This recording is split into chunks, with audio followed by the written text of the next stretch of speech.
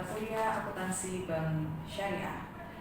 Untuk hari ini materi kita adalah transaksi musyarakah. Sebelumnya mari kita buka dengan membaca basmalah bersama-sama. Bismillahirrahmanirrahim. Oke, akuntansi transaksi musyarakah. Ini berdasarkan PSAK 106. Transaksi musyarakah ini merupakan pembiayaan dengan prinsip bagi hasil. Kemarin sudah kita bahas mudharabah, hari ini akan kita bahas musyarakah. Kalau yang mudharabah itu adalah dana 100% dari sahibul mal atau bank syariah, maka untuk transaksi musyarakah di sini adalah kerjasama antara dua pihak, bank syariah dengan nasabah, di mana kedua-duanya ini memiliki kontribusi modal. Jadi kedua-duanya itu memberikan kontribusi modal.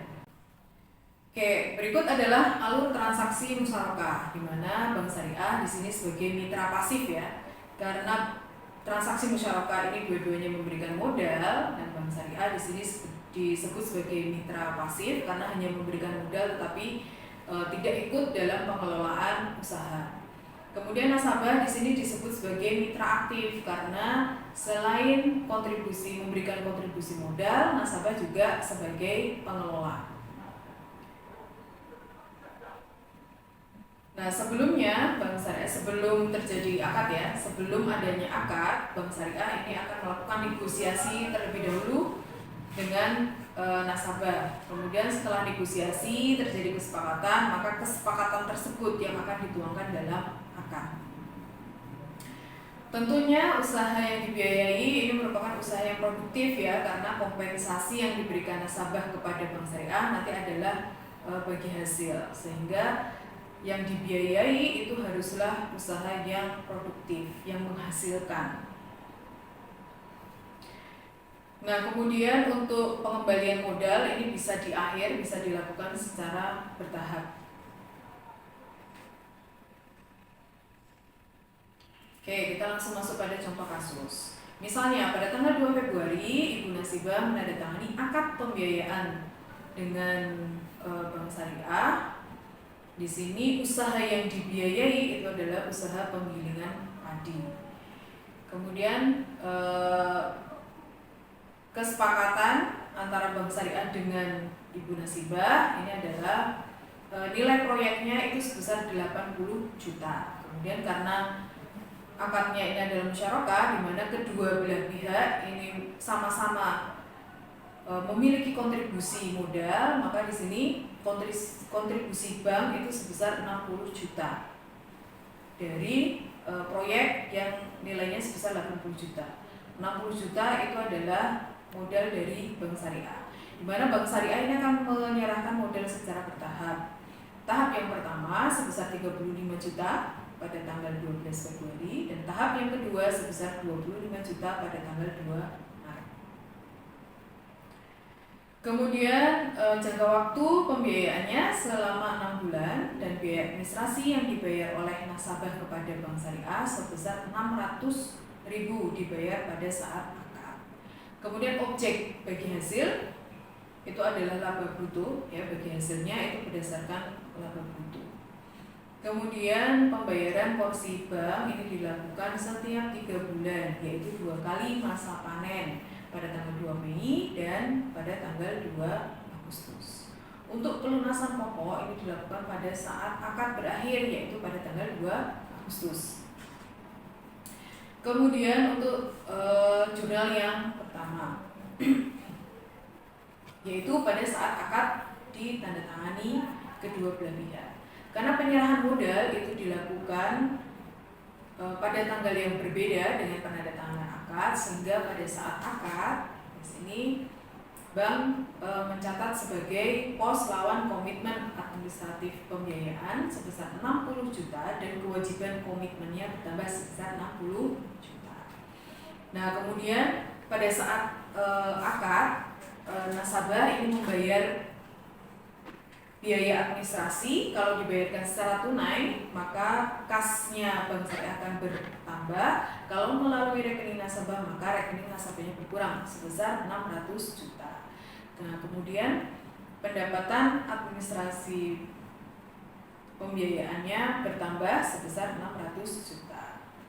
Nah, kemudian berikutnya jurnal pada saat penyerahan modal Bank Syariah kepada nasabah. Tadi kesepakatan penyerahan modal itu dilakukan 2 tahap. Tahap yang pertama tanggal 12 Februari dan tahap yang kedua pada tanggal 2 Maret. Maka pada tanggal 12 Februari untuk penyerahan modal yang pertama yaitu sebesar 35 juta. Maka diakui oleh Bank Syariah sebagai investasi atau pembiayaan musyarakahnya bertambah sebesar 35 juta. Kemudian kalau diserahkan secara tunai maka kasnya akan berkurang sebesar 35 juta. Kalau melalui rekening nasabah, maka rekening nasabahnya bertambah sebesar 35 juta. Nah, kemudian karena modalnya sudah diserahkan untuk tahap yang pertama, maka kewajiban komitmennya harus dihapus dan pos lawannya juga dihapus. Maka di sini kewajibannya berkurang sebesar 35 juta dan pos lawan komitmennya juga berkurang sebesar 35 juta. Nah, kemudian untuk tahap yang kedua ini sebesar 25 juta ya. Jurnalnya sama ya, yang berbeda hanya nominalnya saja. Maka di sini jurnalnya sama, investasi atau pembiayaan musyarakahnya bertambah sebesar 25 juta, kemudian kasnya berkurang sebesar 25 juta kalau dilakukan secara tunai, kemudian melalui rekening nasabah, maka rekening nasabahnya bertambah sebesar 25 juta. Modal sudah diserahkan, kewajiban komitmen dan pos lawannya harus dihapus, maka dua-duanya ini berkurang ya sebesar 25 juta. Oke, selanjutnya untuk penerimaan bagi hasil.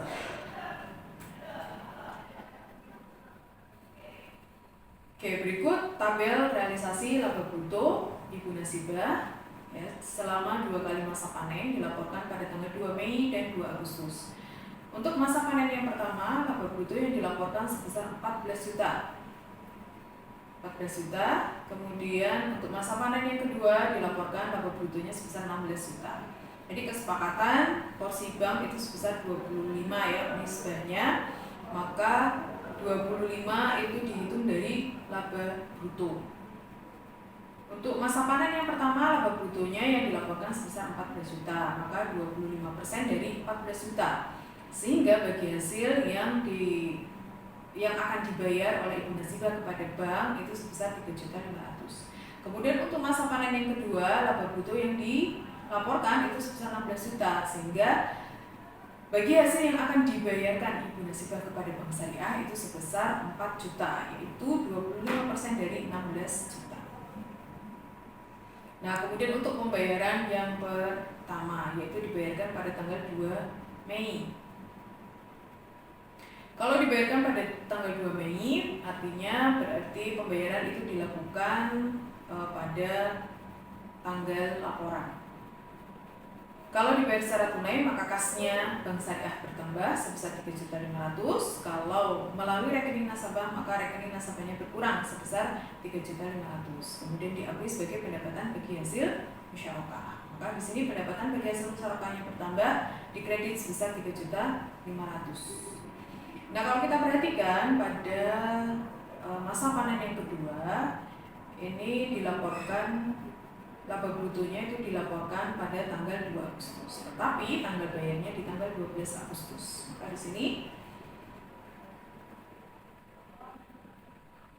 pada tanggal 2 Agustus, jurnal yang dicatat oleh Bank Syariah itu adalah piutang pendapatan bagi hasil musyarakahnya bertambah sebesar 4 juta bagi hasil yang akan dibayarkan. Kemudian karena uangnya belum diterima, tapi bank sudah tahu berapa pendapatan yang akan diterima sehingga diakui sebagai pendapatan akrual. Maka di sini pendapatan bagi hasil musyarakahnya akrual bertambah dikredit sebesar 4 juta. Nah, kemudian jurnal pada saat nasabah membayar di tanggal 12 Agustus. Kalau dibayar secara tunai, kasnya akan bertambah di debit 4 juta, kalau melalui rekening nasabah maka rekening nasabahnya berkurang sebesar 4 juta, kemudian piutang pendapatan bagi hasil musyarakahnya berkurang sebesar 4 juta. Jangan lupa pendapatan aktualnya harus dipindahkan ke pendapatan bagi hasil musyarakah real.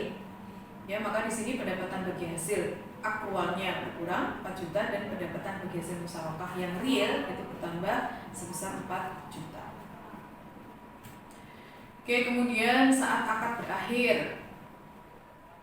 Ya, pada saat akad berakhir apabila nasabah ini mampu mengembalikan modal musyarakahnya sebesar 60 juta yang dibiayai oleh bank, maka kalau dibayar secara tunai, kasnya Bank Syariah akan bertambah sebesar 60 juta dan investasi atau pembiayaan musyarakahnya akan berkurang sebesar 60 juta. Kalau melalui rekening nasabah, maka rekening nasabahnya berkurang sebesar 60 juta. Oke, kemudian apabila pada tanggal jatuh tempo itu nasabah belum bisa melunasi, maka akan diakui sebagai piutang pembiayaan musyarakah jatuh tempo bertambah sebesar 60 juta dan investasi atau pembiayaan musyarakahnya berkurang sebesar 60 juta. Nah, kemudian untuk variasi transaksi pembiayaan musyarakah, apabila modal yang diserahkan itu berupa aset non kas, berupa peralatan atau berupa mesin. Ya, misalnya contoh yang pertama, apabila peralatan itu diakui sebesar nilai bukunya. Nilai bukunya sebesar 34.100.000, di mana harga perolehannya itu sebesar 34.500.000 dan akumulasi yang sudah dibentuk sebesar 400.000. Ya, kemudian peralatan ini diserahkan kepada nasabah yaitu sebesar nilai buku yaitu 34.100.000.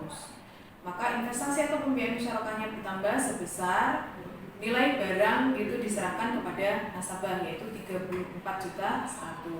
Kemudian akumulasi penyusutannya harus dihapus ya karena barangnya sudah diserahkan ke nasabah. Maka di sini akumulasi penyusutannya berkurang sebesar 400.000 dan aset non kasnya berkurang sebesar 34.500.000 yaitu sebesar harga perolehan.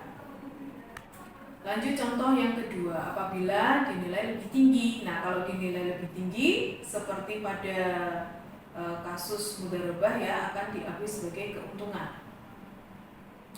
Misalnya nih barang diserahkan kepada nasabah dan diakui sebesar 35 juta. Maka investasi atau pembiayaan musyarakahnya bertambah sebesar 35 juta nilai pada saat peralatan itu diserahkan ke nasabah. Kemudian akumulasi penyusutannya berkurang sebesar yang sudah dibentuk yaitu 400.000 dan aset non kasnya berkurang sebesar harga perolehan yaitu 34.500.000. Selisih lebihnya diakui sebagai keuntungan, maka di sini keuntungannya bertambah sebesar 900.000. Oke, selanjutnya apabila nilai aset non kas ini dinilai lebih rendah. Kalau dinilai lebih rendah, maka akan ada selisih kurang. Nah, selisih kurangnya itu akan diakui sebagai kerugian. Ya, misalnya pada saat barang itu diserahkan itu hanya dinilai sebesar 33.200.000. Maka di sini investasi musyarakahnya itu bertambah senilai 33.200.000 dan akumulasi penyusutannya berkurang sebesar 400.000. Kerugiannya bertambah sebesar 900.000 dan aset non kasnya berkurang sebesar 34.500.000. Ya, kemudian jurnal berikutnya yaitu pelunasan investasi musyarakah secara bertahap. Nah, ini apabila pelunasan itu dilakukan secara bertahap. Jadi pengembalian modalnya itu dilakukan secara bertahap. Misalnya dilakukan selama 4 kali ya, dilakukan 4 kali. Artinya berarti 4 bulan ya, 4 bulan masa pembiayaannya, di mana masing-masing itu sama, yaitu 15 juta. 15 juta diperoleh dari mana? Tadi modal yang diberikan Bank Syariah kepada Ibu Nasibah itu sebesar 60 juta karena dibagi rata 4 bulan sehingga masing-masing itu sebesar 15 juta. Nah, misalnya pada bulan pertama itu tanggal bayarnya 2 Mei, pada bulan Juni pada tanggal 2 Juni, pada 2 Juli di tanggal mundur 12 Juli, dan tanggal 2 Agustus juga dibayar mundur pada tanggal 12 Agustus. Oke, yang pertama dibayar tepat waktu. Nah, kalau pembayarannya itu dilakukan tepat waktu sesuai jadwal, maka jurnalnya adalah kasnya bertambah, dibayar secara tunai sebesar 15 juta, kemudian investasi atau pembiayaan musyarakahnya berkurang sebesar 15 juta. Kalau melalui rekening nasabah, maka rekening nasabahnya berkurang sebesar 15 juta. Oke, lalu apabila pembayarannya itu dilakukan mundur, ya tadi bulan ke-3 dan ke-4 itu pembayarannya mundur, maka jurnalnya pada tanggal 2 Juli itu diakui sebagai piutang musyarakah jatuh tempo sebesar 15 juta dan investasi atau pembiayaan musyarakahnya berkurang sebesar 15 juta. Nah, kemudian ketika nasabah itu membayar, kalau dibayar secara tunai maka kasnya bertambah, kalau melalui rekening nasabah maka rekening nasabahnya berkurang sebesar 15 juta dan piutang musyarakah jatuh temponya juga berkurang sebesar 15 juta. Oke ya, kemudian jurnal selanjutnya kaitannya dengan kerugian. Ya, apabila kerugian itu untuk transaksi musyarakah, ya ini berbeda dengan transaksi mudharabah. Karena transaksi mudharabah itu dana 100% dari bank syariah, maka apabila terjadi kerugian, bank itu yang akan menanggung 100% kerugian apabila bukan atas kelalaian nasabah. Nah, ini berbeda dengan transaksi musyarakah. Kalau transaksi musyarakah, karena dua-duanya itu memberikan kontribusi modal, maka apabila terjadi kerugian akan dibagi sesuai dengan kontribusi yang diberikan. Dengan catatan kerugian tersebut bukan atas kelalaian si pengelola. Misalnya pada panen yang kedua itu dilaporkan pada tanggal 2 Agustus, Ibu Nasibah mengalami kerugian sebesar 1 juta akibat bencana banjir. Nah, maka jurnal yang dicatat oleh Bank Syariah, bank akan mencatat kerugian sebesar 750 juta. 750 juta ini dari mana? 700 juta ini merupakan kerugian yang ditanggung oleh bank, ya, sebesar 750 juta. Karena di sini kerugian itu dilaporkan sebesar 1 juta, jadi kontribusi modal bank itu sebesar 60 juta, maka 60 juta dibagi nilai proyeknya yaitu 80 juta dikalikan kerugiannya yaitu 1 juta. Maka di sini yang ditanggung, kerugian yang ditanggung oleh bank itu sebesar 750 juta. 750 juta itu akan diakui sebagai kerugian. Maka di sini beban kerugiannya bertambah sebesar 750 juta. Kemudian penyisihan penghapusan pembiayaan musyarakah atau investasi musyarakahnya bertambah di kredit sebesar 750 juta. Nah, kemudian ketika pengembalian modal nasabah kepada bank syariah, di sini yang dikembalikan oleh bank itu yang dikembalikan oleh nasabah, ya, kepada bank itu sebesar 59.250.000, yaitu diperoleh dari 60 juta modal bank dikurangi kerugian yang ditanggung bank yaitu 750.000. Maka di sini nasabah masih punya kewajiban untuk mengembalikan modal sebesar 59.250.000. Kemudian yang 750.000 tadi diambilkan dari penyisihan yang sudah dibentuk oleh bank.